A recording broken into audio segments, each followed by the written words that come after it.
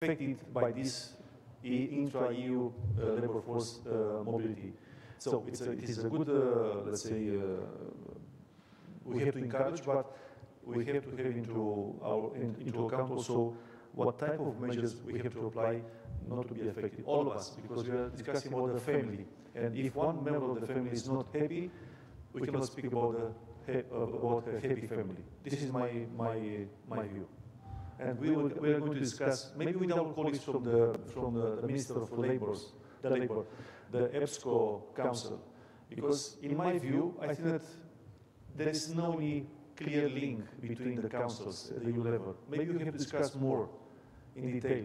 The ECOFIN, which is, from my point of view, the most important one, we are discussing about between the Minister of Public Finance in the informal ECOFIN also with the governors.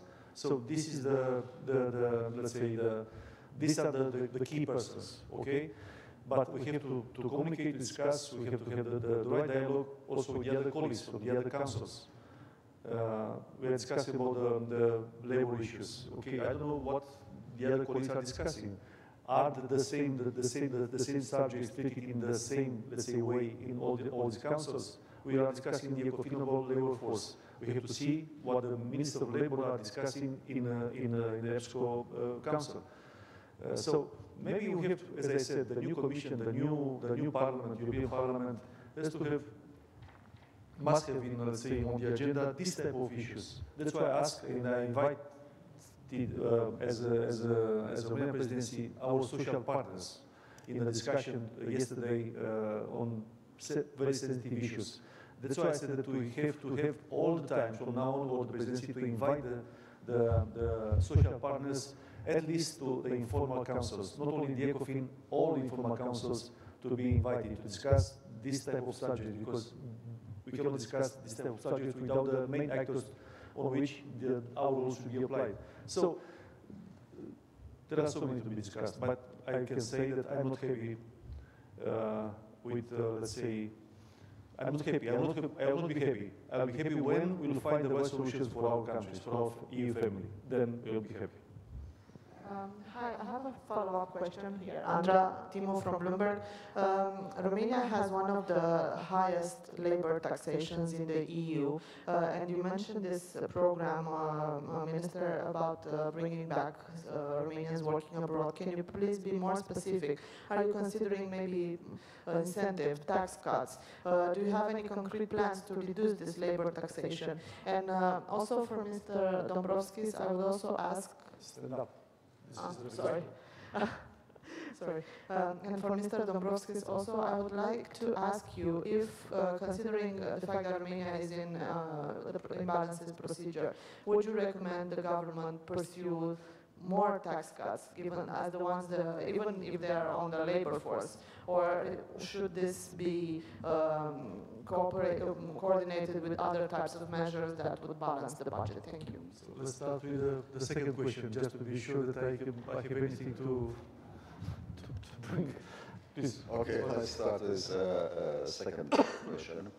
So, first of all, as I already mentioned in introductory remarks, indeed, general European Commission's policy advice is to reduce tax on labor, especially low-paid labor, and shift it to other tax bases less detrimental to growth. And it's especially concerns countries with higher tax wage indicators. If we talk specifically on situation in Romania, as you know, we have voiced our concerns on the overall fiscal trajectory.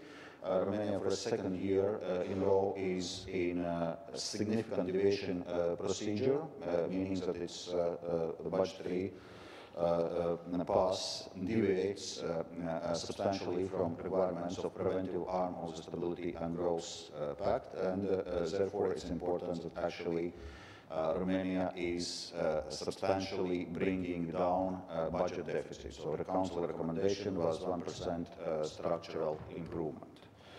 Therefore, when we discuss tax policy, we can talk about shift of tax burden, but we do not see fiscal space for further overall tax reductions.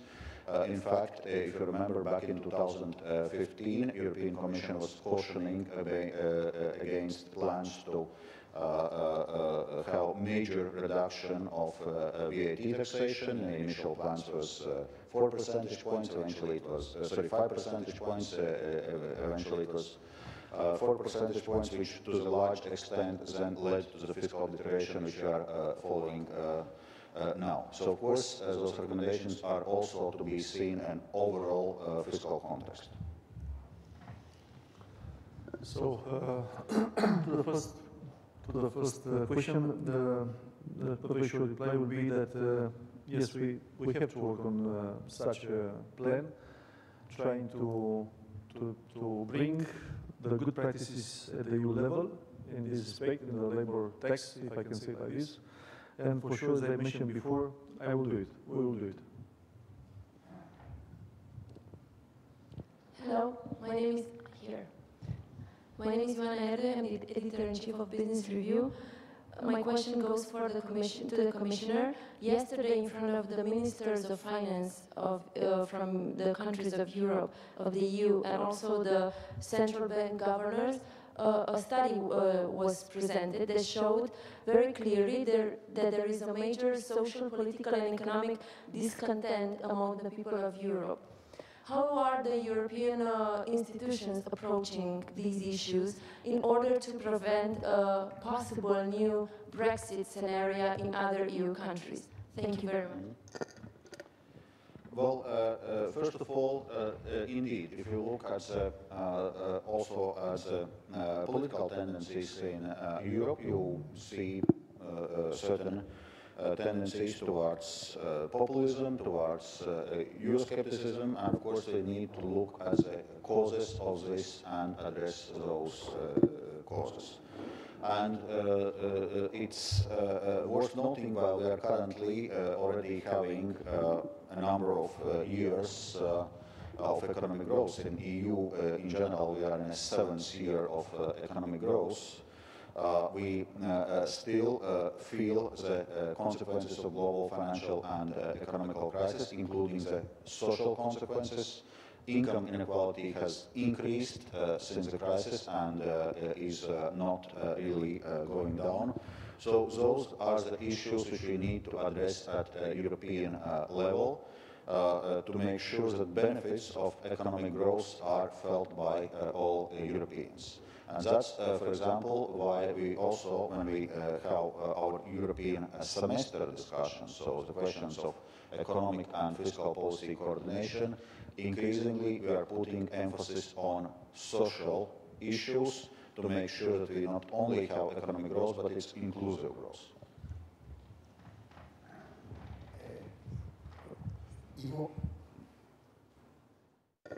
Hello. Ivo Caizzi, Corriere della Sera, on workers' mobility for the President and for the Vice President.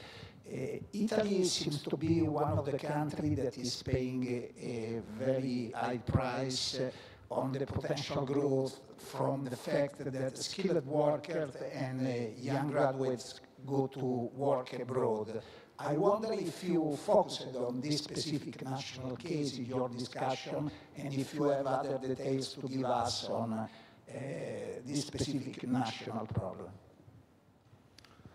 So, yes, this study was asked by us, by the presidency, to be done by Bruegel and the European Center for European Policies. Will be public. Will be public. So you can see in these studies the right assessment done by the assessment done by the consultants. Yes, there are assessments done by, let's say, by countries or for different countries, but I think that it's just the beginning, because at least in our case, we'll ask for more information. So it is a study, it is a discussion, it is a starting point, but we have to go into much more details, just to know exactly which are the causes, which are the effects. Once again, we are discussing now the EU level, but also during the meeting today, it's just the beginning of the discussion. As I said, we don't know exactly yet how many effects are because of this labor migration.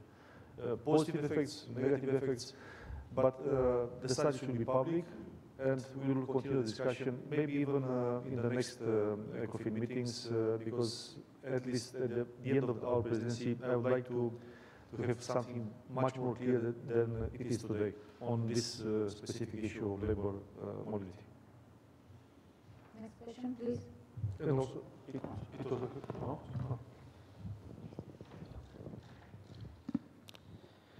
Monica Lavotti in Kronos, Italy. A question for the Vice President, if I may, on Italy.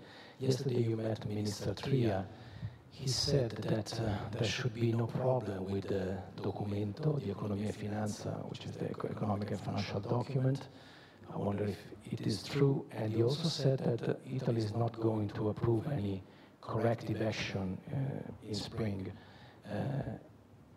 Do you think that the process will go smoothly, or there would be a guerrilla like in winter? Thank you. Indeed, we had a discussion with Minister Tria concerning the preparation of DEF, which includes National Reform Program and Stability Program. And the message from the Commission side was that it's important that in those documents Italy envisaged to stay at least broadly compliant with the requirements of Stability and Growth Pact. And Minister Tria assures that those are intentions of Italy's governance. I cannot, pre-announce the figures of DEF before the Minister himself has announced them, but in any case, that's the intention of the government indicated by Minister. As regards specifically this year, of course, there are certain concerns that the economy has slowed down, and the budget was based on more optimistic economic forecast, of 1% growth this year. Now we know that our winter economic forecast saw only 0.2% growth, and it may be even slower. So, of course, we need to see what implications it has for the budget. You know, there was also, when we were discussing this year's budget with Italian authorities, where there was so-called 2 billion